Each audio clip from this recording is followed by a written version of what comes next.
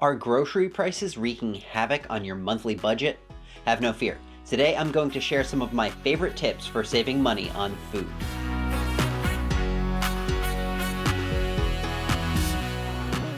Hello and welcome to Practical Personal Finance, where you get the information you need to understand and succeed with money.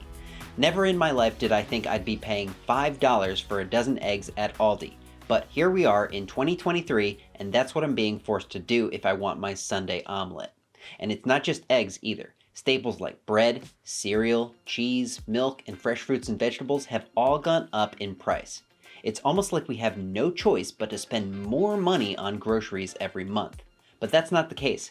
Here are my 5 secrets for stretching your monthly grocery budget farther than you thought was possible. First, and probably most importantly, is to create a list of what you're going to buy before you go grocery shopping. When I used to go grocery shopping without a grocery list, 2 things happened. Number 1, I'd buy a whole bunch of things that looked good at the store that I didn't really need. And number 2, I'd forget to buy 2 or 3 things that I did need, making it necessary for me to go to the grocery store again a couple of days later. And guess what happened when I went back for the things I forgot? I grabbed more stuff I didn't need because it looked good. Grocery stores use all kinds of tricks to get you to spend more money, like giving you a big shopping cart that seems to always have room for more stuff, or putting the most profitable items in the most visible areas so you can't miss them.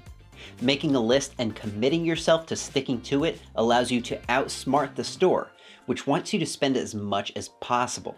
Yes, I get it, making a grocery list is a drag. It always takes such a long time to plan out what you're going to eat, determine what you need to buy, and write it all down. So to save time, I use this handy grocery list template that I made in Google Sheets. It's got all the things I most commonly buy, and space for me to write things that I don't buy often. And it's organized by aisle so that my grocery shopping trips are more efficient. When I'm planning out my list, I print a copy of this spreadsheet and use a highlighter to mark what I need. Then, as I'm shopping, I cross things off with a pen. If you want to download a copy of my grocery shopping spreadsheet, you can do so using the link below. And if you think this is a useful tip, give this video a thumbs up. My second tip for stretching your grocery budget further is to do meal prep in the evenings or on the weekends. This is when you prepare your meals all at once, ahead of time, and store them in the fridge or the freezer so that when it's time to eat, all you need to do is stick your food in the microwave or oven and then chow down. Meal prep is a triple threat game changer. It saves you time because you no longer have to cook every day. It saves you money because you can buy food in bulk, and it eliminates the temptation to order takeout. And it helps you eat healthier because you're choosing what to eat in advance rather than at the last second when you're starving and you just need something right now. In my opinion, the easiest meal to start doing meal prep for is dinner. What we do in my house is choose 2 meals per week and then make a minimum of 6 servings of each meal. That feeds my wife and I for 3 nights, and we alternate meals so that we're never eating the same thing 2 nights in a row. We cook 2 consecutive nights at the beginning of the week, and then we have 4 straight nights of meals ready for us. But wait, Andrew, what about the 7th day of the week? I'm glad you asked. We usually reserve that night for takeout, like a pizza, or something quick and easy to make that doesn't reheat well, like salmon with rice or hamburgers with fries. If you like meal prepping dinners, then try lunch and breakfast as well. Let me know in the comments if you're interested in a video where I demonstrate some of my favorite meal prep recipes. Maybe I could make the first episode of Practical Chef or something. My third tip has to do with your grocery list as well as the meals you're planning to eat, and it's to check out the weekly ad for your local grocery store before you make your list. You can do this in your favorite store's app, on their website, or the old-fashioned way if you still get those flyers in the mail. Grocery stores are always having a sale on something to get you in the door. Why not check out what's on sale this week and plan what you're going to eat based on those ingredients? It'll save you money and save you time deciding what to cook because you'll already have a few of the key ingredients picked out for you. That's a win-win.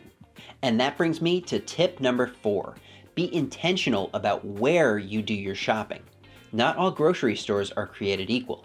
Some, like Whole Foods, also known in my household as Whole Wallet, cater to a more affluent, health-conscious crowd. If you can afford to shop there, more power to you. Other stores like Aldi cater to a more budget-conscious shopper, like myself. It's possible that you may be able to cut your grocery bill in half if you simply change where you do your shopping.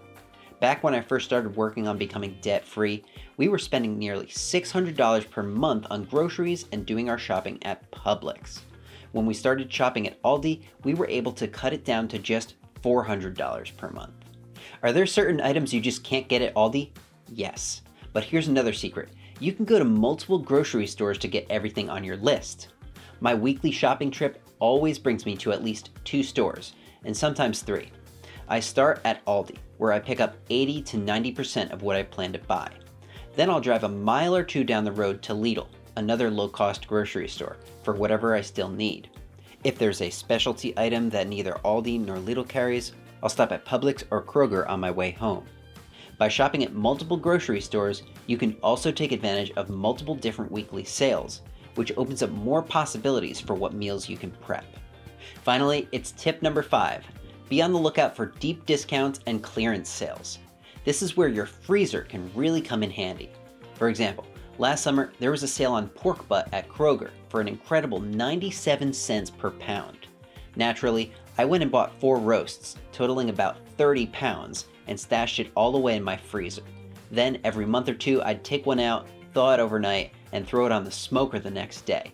Bam! At least 10 servings of delicious pulled pork for just $7. Can't beat it. Then about a month ago, after the holidays, I saw a bone-in ham shanks on clearance for 49 cents per pound at Lidl. What did I do? I took 2 of them, totaling about 13 pounds. We ate one the following week, and we've got another in the freezer. That's at least 12 servings of mouth-watering ham for $6.50.